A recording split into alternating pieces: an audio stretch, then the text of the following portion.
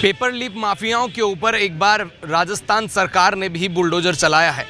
जाकि आप देख सकते हैं जिस तरह से मेरे पीछे ये बिल्डिंग है, जो कल तक जो है यहाँ पर सही सलामत 5 फ्लोर का ये माला अच्छे से खड़ा था, लेकिन सेकंड ग्रेड के पेपर लीक माफियाओं के अंदर जिनका नाम सामने आया, उनके ऊपर जो है जेडीए का ये बुलडोजर चला और जो ये 5 माला की बिल्डिंग है वो धराशायी हो गई कुछ ही मिनटों के अंदर। क्योंकि राजस्थान सरकार अब पेपर लीक माफियाओं को एक जो है बड़ा सबक देने की कोशिश कर रही है। क्योंकि जिस तरह से यूपी सरकार के तर्ज पर चलकर जिस तरह से यूपी सरकार माफियाओं को जो है जिस तरह से बुलडोजर चला रही है, ठीक उसी तरीके से राजस्थान सरकार भी अपने आप को जो है अच्छा साबित करने के लिए जो है जिस तरह से बुलडोजर चला रही है। लेकिन इस कहानी ने थोड़ा मोड़ ले लिया है। मोड़ किस प्रकार से?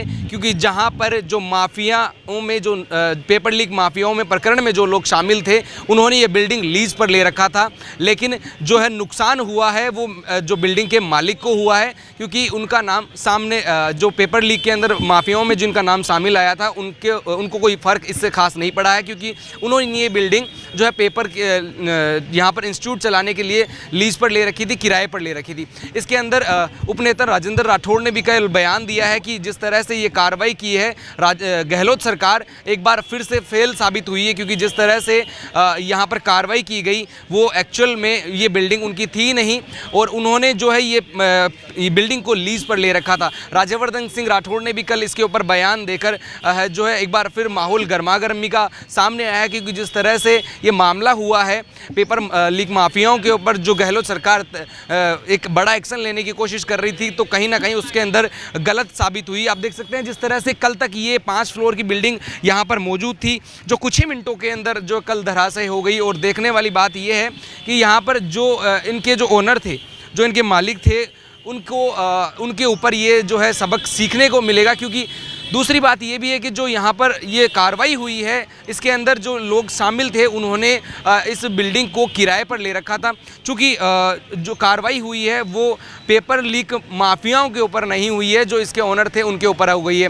तो उनका भी जो कल बयान आया कि हमें तोड़ने की कोशिश की जा रही है, राजस्थान सरकार इस तरह से इनलीगली जो है एक्शन लेकर जो हमें दबाने की कोशिश कर रही है, तो ये चीज़ें कल सामने आई। कुछ लोग आप देख सकते हैं, कुछ लोग लगातार यहाँ पर अभी भी बिल्डिंग को देखने के लिए यहाँ पर आ रहे हैं। क्योंकि जिस तरह से कल कार्रवाई हुई है उसके बाद में एक तरीके से देखा जाए तो अगर जिस तरह से इस प्रकार की कार्रवाई होती है, तो उसके अंदर पेपर लीक जो माफिया है उसके ऊपर कहीं ना कहीं जो है इस बात का डर तो बैठता है कि लगातार राजस्थान के अंदर पिछले कुछ सालों में 16 बार पेपर लीक हो गए हैं। कांग्रेस सरकार के अंदर जिस तरह से पेपर लीक हुए हैं 16 बार, जिसको लेकर राज्यवर्धन सिंह राठौड़ ने एक बार प्रेस कॉन्फ्रेंस करके भी इसके बारे में बताया। क्योंकि जिस तरह से लगातार राजस्थान में एक के बाद पेपर लीक हो रहे हैं, तो कहीं ना कहीं बड़ा सवाल तो उठता ही है। और साथ में इस चीज़ को लेकर जो है पहले भी सवाल उठते आए हैं कि राजस्थान सरकार के अंदर हर पेपर होने से पहले वो या तो सोशल मीडिया पर लीक हो जाता है, या फिर जो है वो कहीं ना कहीं वायरल हो जाता है, या फिर उसको किसी ना किसी तरीके से पेपर लीक माफिया जिस तरह से काम कर रहा है उससे पहले ही वो उस पेपर को लीक कर देता है। तो ये बड़ा एक्शन एक तरीके से माना जा सकता है। लेकिन एक बार फिर से यहाँ पर भी जो है राजस्थान सरकार हो सकता है कि जो है कमज़ोर महसूस करेगी अपने आप को जिस तरह से। क्योंकि आगे की कार्रवाई होगी, जेडीए का बुलडोजर तो खैर चल गया है, लेकिन अब देखना ये होगा कि जो पेपर लीक माफिया के अंदर जिन लोगों का नाम सम्मिलित था, प्रकरण में सम्मिलित थे, तो उसके अंदर उनके ऊपर ये कार्रवाई नहीं हो पाई है। क्योंकि उन लोगों द्वारा ये बिल्डिंग किराए पर ली गई थी, लीज पर ली गई थी, तो उनके ऊपर ये बुलडोजर नहीं चला है। यहाँ पर कुछ लोग भी बैठे हैं, उनसे भी बातचीत करेंगे कि उनको क्या लगता है कि जिस तरह से इस तरह जो है कार्रवाई होती है, तो उससे क्या कुछ ना कुछ बदलाव आ पाएंगे। सर, ये जो बिल्डिंग गिराई गई है इसके ऊपर सवाल खड़े होना शुरू हो गए हैं। क्योंकि ये बिल्डिंग 12 साल पहले की बनी हुई बिल्डिंग है, और ये गोपालपुरा मोड़ पे हमारे बिल्कुल एडजॉइनिंग वाली अभी एक 6 महीने पहले बनी है। उसके अलावा पूरे गोपालपुरा मोड़ पे कम से कम 500 कंस्ट्रक्शन है, किसी के ऊपर इन्होंने एक्शन नहीं लिया। हमारे को अगर कहना भी था या इन लोगों को कहना भी था, तो इनको सेटबैक को ही खाली करवाना चाहिए था। पूरी बिल्डिंग को टारगेट करके इन्होंने बिल्कुल डैमेज किया है, और उसके ऊपर तोड़ने के बाद में हंसी ठट्ठे करते रहे हैं और इन्जॉय करते रहे हैं। तो इसके अंदर तो जो प्रकरण के अंदर जो लोग शामिल थे उन पर तो कोई फर्क नहीं तो पड़ा। कोई लेना देना ही नहीं है। प्रकरण ढाका पे इन पे है और इसके मकान मालिक जो अनिल अग्रवाल है उसका कोई लेना देना ही नहीं है, इससे कोई वास्ता ही नहीं है। उन्होंने कल बयान दिया था कि जो है चाबी तो थाने में थी और इन्होंने शुक्रवार की शाम को 5 बजे नोटिस दिया। शनिवार बंद होता है, इतवार बंद होता है। सोमवार को सुबह सुबह अर्ली मॉर्निंग इन्होंने 6 बजे काम लगाना शुरू कर दिया। ऑर्डर आने के बाद में भी, वहाँ के आदेश और पारित होने के बाद में भी इन्होंने 6 बजे तक पूरा बिल्डिंग को ध्वस्त किया। बताया जा रहा है कि शुक्रवार को यहाँ पर नोटिस दिया गया है जस्ट 5 बजे के बाद, जब कोर्ट बंद हो जाती है, कोर्ट में जाने की राहत नहीं और अधिकारियों से मिलने जाने में अधिकारियों का सीधा उल्लेख ये कि इनको बाहर करा जाए, अंदर आने ही नहीं दिया जाए। तो किससे जाके अपने पक्ष रखेंगे और किसके सामने अपन कोई बात बोलेंगे। बिल्कुल। आपका नाम सर?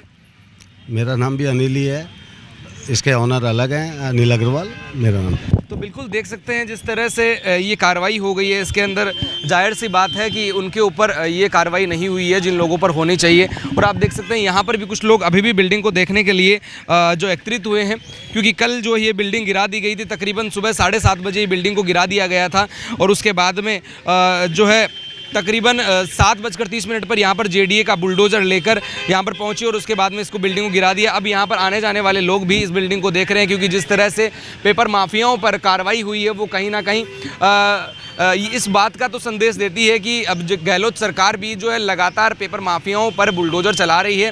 तो कहीं ना कहीं एक संदेश ये भी जाएगा कि जिस तरह से अब कार्रवाई हो रही है वो पेपर माफियाओं के डर के लिए हो रही है, या फिर हो सकता है कि गहलोत सरकार अब अपने आप को प्रूव करेगी कि अब जो है राजस्थान में पेपर माफियाओं की दादागिरी नहीं चलेगी। जिस तरह से पेपर लीक लगातार हो रहे हैं, तकरीबन 16-17 पेपर लगातार गहलोत सरकार के राज में हुए हैं, उसको देखते हुए इस प्रकार का संदेश जताया जा रहा है कि अब इस प्रकार की जो है कोई कार्रवाई ना हो पाए, क्योंकि लगातार ये जिस तरह से पेपर सोशल मीडिया पर वायरल हो रहे हैं, एक दिन पहले ही सोशल मीडिया पर वायरल हो जाते हैं, तो ये कहीं ना कहीं बड़ा संदेश है। लेकिन सेकंड ग्रेड के पेपर लीक के बाद में इस तरह का बड़ा एक्शन गहलोत सरकार द्वारा लिया गया है।